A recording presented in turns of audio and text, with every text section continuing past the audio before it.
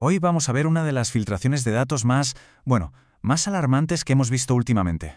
Es una de esas historias que nos hacen pensar cómo es posible que algo que, en teoría, es público, pueda acabar siendo una amenaza tan personal, tan privada. Y la escala de todo esto es que se resume en una sola cifra. Una cifra que marea. 1.500 millones. Pero claro, la pregunta es, ¿1.500 millones de qué? Ojo que no estamos hablando de lo típico, de emails o contraseñas, no.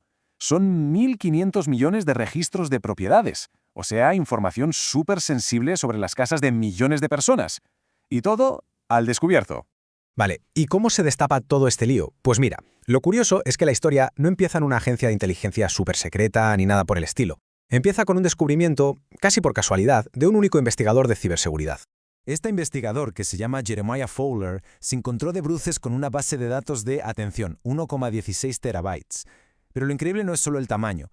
Lo increíble es que estaba ahí, abierta de par en par, sin contraseña, sin ninguna protección, nada. Y pertenecía a una empresa llamada Real Estate Wealth Network. Y aquí es donde la cosa se pone muy personal. Porque Fowler hizo lo que cualquiera haría, buscó su propio nombre. Y sí, efectivamente, ahí estaba todo. Su casa, su dirección, cuando la compró, todo. Imaginemos por un segundo ese momento. De repente, una filtración de datos deja de ser una noticia en un titular y se convierte en tu realidad, en tu vida. Pero a ver, ¿qué había exactamente en esa base de datos tan gigantesca?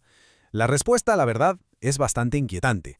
Estaban los datos de famosos, de políticos y muy posiblemente los de cualquiera de nosotros. Y es que esto iba mucho, pero mucho más allá de un simple nombre y una dirección. La base de datos tenía de todo: el historial de la propiedad, si había embargos, registros de quiebras, expedientes de divorcio, si la casa estaba en proceso de ejecución hipotecaria. Vamos, que era básicamente una radiografía completa de la vida financiera y personal de la gente. Todo ello, eso sí, vinculado a la puerta de su casa. Para que nos hagamos una idea de hasta dónde llegaba esto, la filtración incluía los datos de gente súper conocida. Hablamos de nombres como Kylie Jenner, Elon Musk, Britney Spears o Nancy Pelosi, lo que demuestra que aquí, no se salvaba a nadie. Pero fijaos en el nivel de detalle, que es lo que asusta de verdad. Para gente como Elon Musk o Nancy Pelosi, no solo estaba su dirección, ¿qué va? Estaba el precio de compra, los datos de la hipoteca e incluso su número de identificación fiscal. Es que es literalmente entregarle en bandeja un kit completo a cualquier estafador.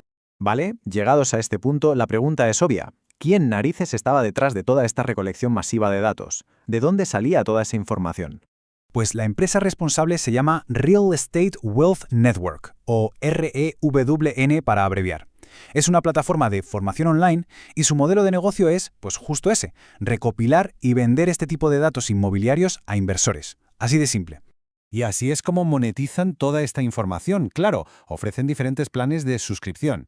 Pero lo más revelador, por decirlo de alguna manera, es que por solo $99 al mes se podía acceder a listas muy específicas, como una que llamaban vendedores motivados. Y claro, ¿quién está en esa lista? Pues a menudo gente en situaciones muy vulnerables, en medio de un divorcio, de una quiebra. Y con esto llegamos a la parte clave, al meollo de la cuestión, el peligro real. ¿Por qué es tan grave que estos datos estén por ahí, al alcance de cualquiera? ¿Qué pueden hacer los delincuentes con todo esto? A ver, los riesgos van mucho más allá de un simple fraude online. Estamos hablando de que pueden llevar al acoso, al hostigamiento y a ataques de lo que se conoce como ingeniería social, que es cuando los malos usan tu información personal para manipularte. Y el caso más extremo, y que todos recordamos, fue el violento ataque que sufrió Paul Pelosi en su propia casa, justo después de que se filtrara su dirección. Es que la seguridad física, la de verdad, está directamente en juego. Pero quizá la amenaza más sofisticada de todas es el fraude inmobiliario. Os explico cómo funciona, que parece de película. Paso 1. Los delincuentes usan los datos para robar la identidad del propietario. Paso 2. Falsifican las escrituras de la casa. Paso 3. Presentan esos papeles falsos en el registro oficial, como si nada. Y el paso 4, el final. Roban todo el valor de la propiedad, ya sea vendiéndola o pidiendo préstamos a su nombre, y todo esto, claro, sin que el dueño real tenga ni la más remota idea. Y no, esto no es una paranoia o una amenaza teórica. Para nada. Según datos del FBI, solo en 2022, este tipo de fraude inmobiliario causó pérdidas de $350 millones en Estados Unidos. Y esos son más de 11.500 casos denunciados, que no es poco. Y encima es un delito que va a más. Se calcula que los casos han subido un 20% en solo 5 años. ¿Y por qué? Pues parece que la razón es bastante simple. Lo fácil que es ahora acceder a todos estos registros digitalizados. Les estamos abriendo la puerta de par en par a los criminales. Bueno, y llegamos al final, después de ver cómo se descubrió, qué contenía y el peligro que supone. ¿Cuál es la gran lección que sacamos de todo esto? Yo creo que el punto clave es este. A ver, que el registro de una propiedad sea información, digamos, semipública, vale. Pero el verdadero peligro salta cuando alguien junta miles de millones de esos registros en un único sitio. Es ahí cuando un montón de datos sueltos se convierten de repente en una herramienta superpoderosa. Y claro, muy peligrosa. Y todo esto al final nos deja con una pregunta en el aire, para que pensemos un poco. Si los datos de nuestras casas son, en teoría, públicos, ¿dónde empieza entonces la privacidad de verdad? Es una línea que en este mundo digital cada vez es más y más borrosa.